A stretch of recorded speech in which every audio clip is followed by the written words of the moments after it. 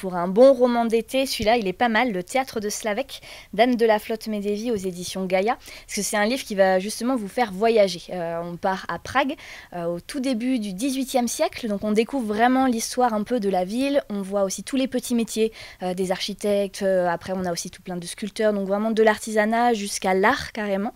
Et on suit dans cette Prague de l'époque un jeune garçon qui s'appelle Slavek, qui va être victime d'un accident et qui à partir de là va vivre une vie finalement assez extraordinaire grâce à cela, ou à cause de cela, on ne sait pas exactement.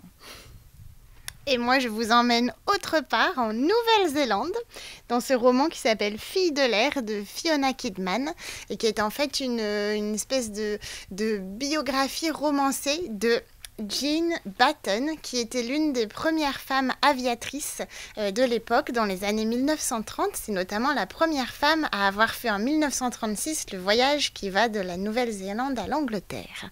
Voilà, et du coup on part sur un grand roman avec un portrait de femme voilà, qui a vraiment envie d'y arriver dans une époque où l'aviation n'est pas du tout quelque chose de féminin. Et c'est chouette, on vole avec elle. Et enfin, alors un roman ado cette fois, qui s'appelle Gustave Eiffel et les âmes de fer. Donc on est propulsé cette fois dans le Paris de la Révolution industrielle, donc milieu du XVIIIe siècle. Et on suit ce jeune Gustave Eiffel qui vient d'être diplômé de son école d'ingénieur, qui a bien du mal à trouver du travail et qui est recruté par une société très secrète qui est en recherche d'esprit logique et de cœur aventureux.